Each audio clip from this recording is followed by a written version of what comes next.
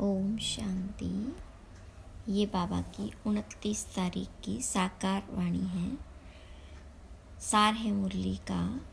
मीठे बच्चे, प्रश्नों में मूंझना छोड़ मन मनाभव रहो।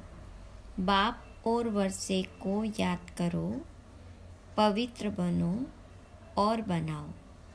प्रश्न: शिव बाबा, तुम बच्चों से अपनी पूजा नहीं करवा सकते हैं, क्यों? तो बाबा ने कहा, बाबा कहते, मैं तुम बच्चों का मोस्ट ओबीडेंट सर्वेंट हूँ। तुम बच्चे मेरे मालिक हो। मैं तो तुम बच्चों को नमस्ते करता हूँ। बाप है निरहंकारी। बच्चों को भी बाप समान बनना है। मैं तुम बच्चों से अपनी पूजा कैसे कराऊंगा? मेरे पैर भी नहीं हैं जिसको तुम धुलाई करो।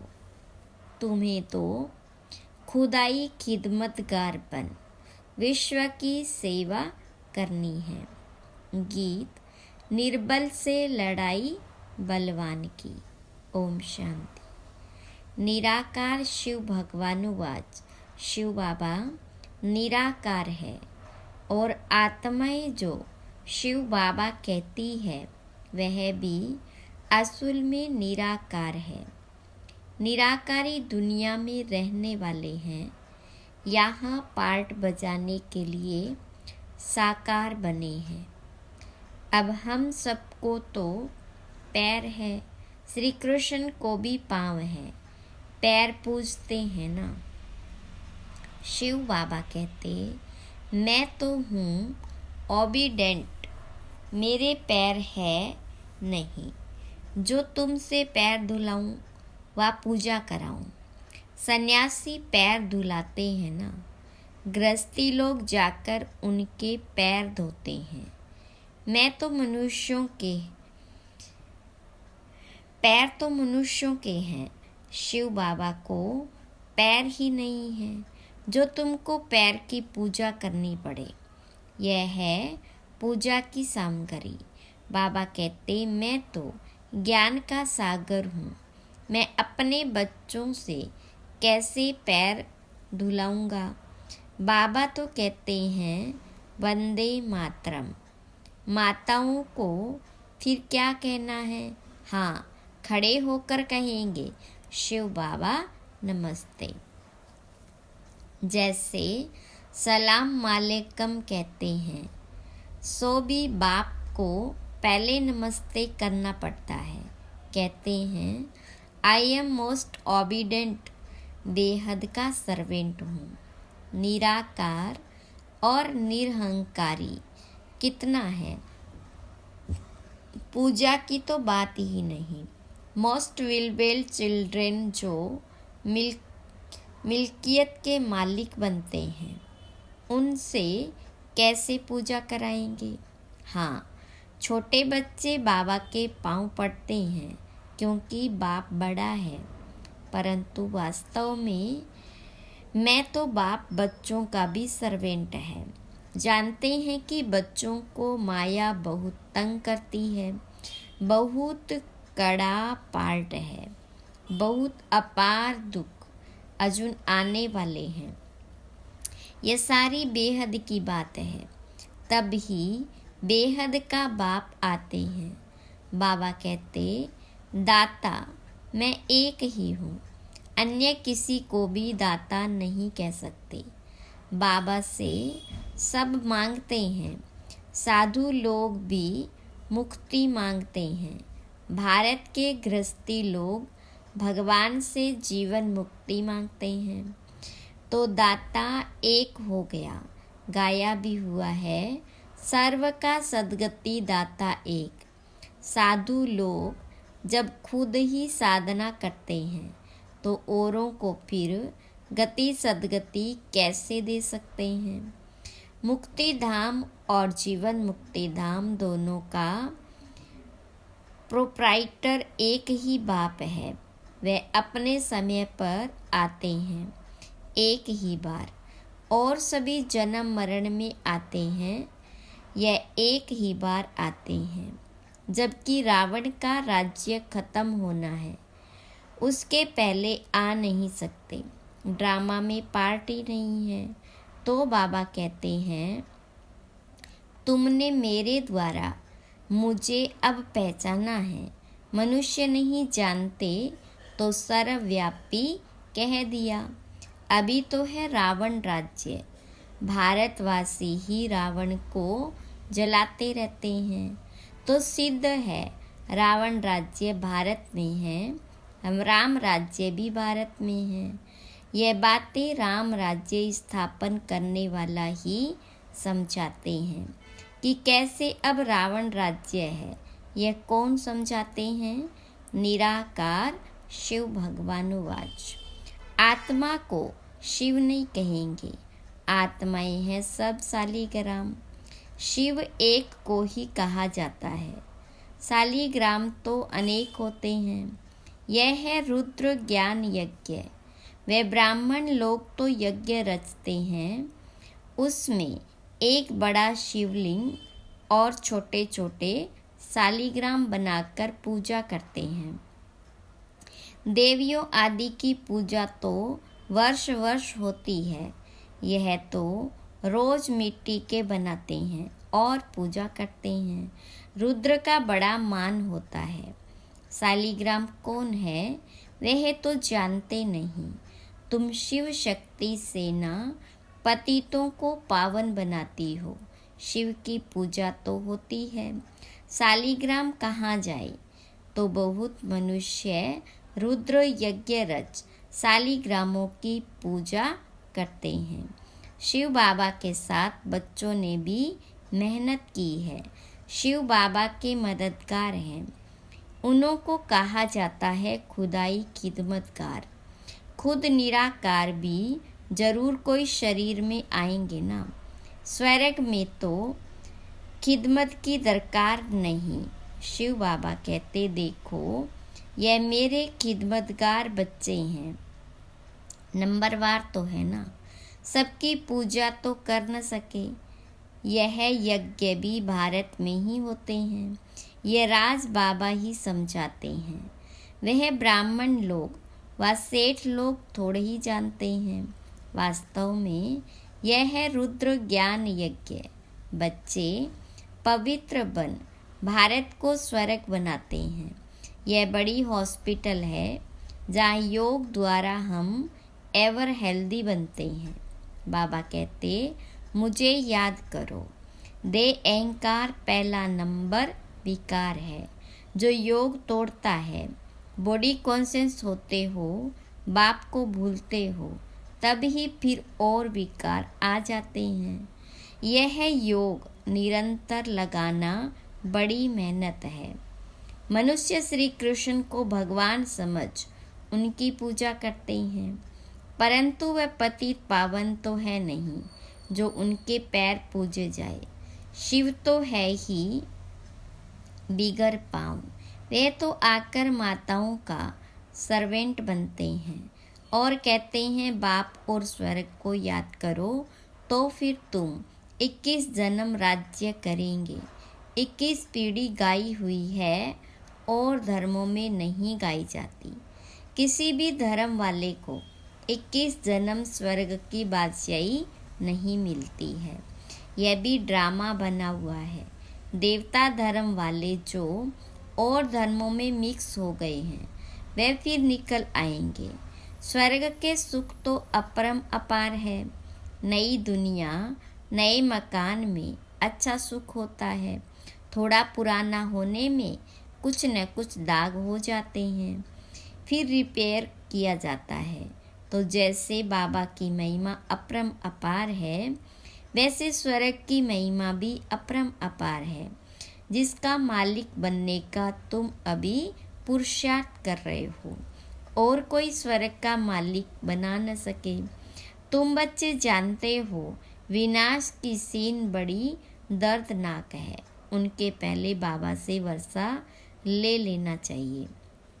बाबा कहते हैं, अब मेरे बनो, अर्थात ईश्वरीय गोद लो। शिव बाबा बड़ा है ना, तो तुमको प्राप्ति बहुत है। स्वर्ग के सुख अपरम अपार है। नाम सुनते ही मुख पानी होता है। कहते भी हैं फलाना स्वर्ग पधारा। स्वर्ग प्यारा लगता है ना, यह तो है ही नरक। जब तक सतयुग न हो तब तक स्वर्ग में कोई जा न सके। बाबा समझाते हैं, यह जगत अम्बा जाकर फिर स्वर्ग की महारानी लक्ष्मी बनती है। फिर बच्चे भी नंबरवार बनते हैं। मम्मा बाबा जास्ती पुरुषार्थ करते हैं। राज्य तो वहाँ बच्चे भी करेंगे ना, सिर्फ लक्ष्मी नारायण तो नहीं करेंगे। तो बाप आकर मनुष्य से देवता बनाते हैं, पढ़ाते हैं। अगर कहते श्री कृष्ण बनाते हैं तो फिर श्री कृष्ण को तो ले गए हैं द्वापर में। द्वापर में तो देवता होते नहीं। सन्यासी कह न सके कि हम स्वर्ग जाने के लिए रास्ता बताते हैं। उसके लिए तो भगवान चाहिए।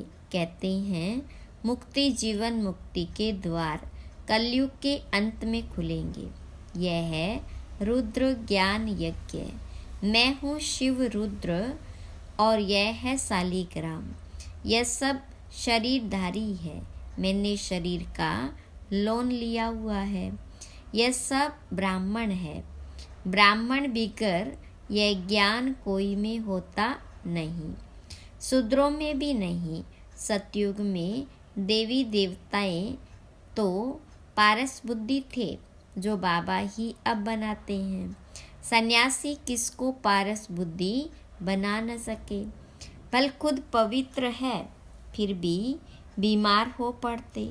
स्वर्ग में कभी बीमार नहीं पड़ेंगे।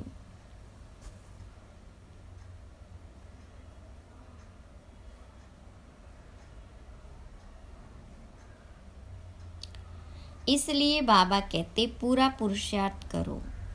रेस होती है ना, यह है रुद्र माला में पिरोने की रेस। अहम आत्मा को दौड़ी लगानी है योग की। जितना योग लगाएंगे तो समझेंगे यह तीखा दौड़ रहा है। उनके विकर्म विनाश होते जाएंगे। तुम उठते बैठते चलते फिरते यात्रा पर हो। बुद्धि योग की यह बहुत अच्छी यात्रा है। तुम कहते हो ऐसे स्वर्ग के अपरम अपार सुख पाने के लिए पवित्र क्यों नहीं रहेंगे। हमको माया हिला नहीं सकती। प्रतिज्ञा करनी होती है। अंतिम जन्म है, मरना तो है ही, तो क्यों नहीं बाबा से वर्षा ले लेवे। कितने बाबा के बच्चे हैं। प्रजापिता है तो जरूर नई रचना रचते हैं। नई रचना होती है ब्राह्मणों की। ब्राह्मण है रूहानी सोशल वर्कर। देवता तो प्रारब्ध भोगते हैं। तुम भारत की सर्विस करते हो, इसलिए तुम ही स्वर्ग के मालिक बनते हो। भारत की सर्विस करने में सबकी सर्विस हो जाती है। तो यह है रुद्र ज्ञान यज्ञ। रुद्र शिव को कहा जाता है, न कि श्री कृष्ण को। श्री कृष्ण तो सतयुग का प्रिंस है। वहाँ यह यज्ञ आदि होंगे नहीं। अभी है रावण राज्य।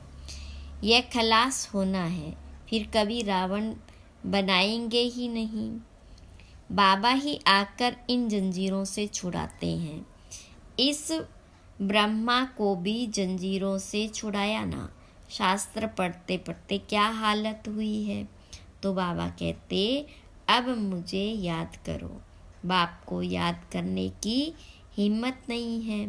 पवित्र रहते नहीं, फालतू प्रश्न पूछते रहते हैं। तो बाबा कहते मन मना भव। अगर किसी बात में मूंझते हो तो उसको छोड़ दो। मन मना भव। ऐसे नहीं कि प्रश्न का रेस्पॉन्स नहीं मिला तो पढ़ना ही छोड़ दो। कहते हैं भगवान है तो रेस्पॉन्स क्यों नहीं देते। बाबा कहते, तुम्हारा काम है बाप और वर्षे से चक्र को भी याद करना पड़े। वह भी त्रिमूर्ति और चक्र दिखाते हैं, लिखते हैं सत्यमेव जयते, परंतु अर्थ नहीं समझते। तुम समझा सकते हो। शिव बाबा को याद किया तो सूक्ष्म वतनवासी ब्रह्मा विष्णु शंकर भी याद आएंगे और स्वदर्शन चक्र को याद करने से विजयंती हो जाएंगे। जयंते माना माया पर जीत पहनेंगे। कितनी समझ की बात है। यहाँ कायदे हैं। हंसों की सभा में बगुले बैठ न सके। बीके जो स्वर्ग की परी बनाती है, उन पर बड़ी रेस्पॉन्सिबिलिटी है। पहले जब कोई आते हैं तो उनसे हमेशा यह पूछो, आत्मा के बाप को जानते हो? प्रश्न तो पूछते हैं तो जरूर जानते होंगे। सन्यासी आदि ऐसे कभी नहीं पूछेंगे, वह तो जानते ही नहीं। तुम तो प्रश्न पूछेंगे, बेहद के बाप को जानते हो? पहले तो सगाई करो। ब्राह्मणों का धंधा ही यह है। बाबा कहते हैं, आत्माएं मेरे साथ योग लगाओ, क्योंकि मेरे पास आना है। सतयुगी देवी देवताएं बहुत काल से अलग रहे हैं, तो पहले पहले ज्ञान भी उनको ही मिलेगा। लक्ष्मी नारायण ने 84 जन्म पूरे किए हैं, तो उनको ही पहले ज्ञान मिलना चाहिए। मनुष्य सृष्टि का जो झाड़ है, उसका पिता है ब्रह्मा और आत्मा का पिता है शिव। तो बाप और दादा है ना, तुम हो उनके पोत्रे, उनसे तुमको ज्ञान मिलता है। बाबा कहते, मैं जब नरक में आऊं तब तो स्वर्ग रचूं। शिव भगवान वाच, लक्ष्मी नारायण त्रिकालदर्शी नहीं है, उनको ये रचता रचना का ज्ञान है नहीं, तो परंपरा कैसे चले? कई समझते हैं यह तो सिर्फ कहते रहते हैं, मौत आया कि आया, होता तो कुछ नहीं है। इस पर एक मिसाल भी है ना। उसने कहा शेर आया परंतु शेर आया नहीं। आखिर एक दिन शेर आ गया, बकरियां सब खा गया। यह बातें सब यहाँ की है। एक दिन काल खा जाएगा, फिर क्या करेंगे? भगवान का कितना भारी यज्ञ है। परमात्मा के सिवाय तो इतना बड़ा यज्ञ कोई रच न सके। ब्रह्मावंशी ब्राह्मण कहलाकर पवित्र न बना तो यह मरा। शिव बाबा से प्रतिज्ञा करनी होती है। मीठा बाबा, स्वर्ग का मालिक बनाने वाला बाबा, मैं तो आपका हूँ, अंत तक आपका होकर रहूँगा। ऐसे बाप को अथवा साजन को फारगती दी तो महाराजा महारानी बन नहीं सकेंगे। अच्छा, मीठे मीठे सिखिलदे बच्चों प्रति माता पिता बाप दादा का याद प्यार और गुड मॉर्निंग। रूहानी बाप की रूहानी बच्चों को नमस्ते। रूहानी बच्चों की रूहानी बाप दादा को याद प्यार गुड मॉर्निंग और नमस्ते। धारणा के लिए मुख्य सार। पहली पॉइंट, सच्चा खुदाई खिदमतगार बन। भारत को स्वर्ग बनाने में बाप को पवित्रता की मदद करनी है। रूहानी सोशल वर्कर बनना है। दूसरी पॉइंट, किसी भी प्रकार के प्रश्नों में मूंझकर पढ़ाई नहीं छोड़नी है। प्रश्नों को छोड़ बाप और वर्षे को याद करना है। वरदान, हदों से पार रहे, सबको अपने मन की महसूसता कराने वाले अनुभवी मूर्त भव। विस्तार है, जैसे हर एक के मन से निकलता है मेरा बाबा, ऐसे सभी के मन से निकले कि यह मेरा है। बेहद का भाई है या बहन है, दीदी है, दादी है, कहाँ भी रहते हो, लेकिन बेहद सेवा के निमित्त हो। हदों से पार रहकर बेहद की भावना, बेहद की श्रेष्ठ कामना रखना, यही है फॉलो फादर करना। अभी इसका प्रैक्टिकल अनुभव करो और कराओ। वैसे भी अनुभवी बुजुर्ग को पिताजी काकाजी कहते हैं। ऐसे बेहद के अनुभवी अर्थात सबको अपनापन महसूस हो। स्लोगन: उपराम स्थिति द्वारा उड़ती कला में उड़ते रहो तो कर्म रूपी डाली के बंधन में फंसेंगे नहीं। ओम शांति।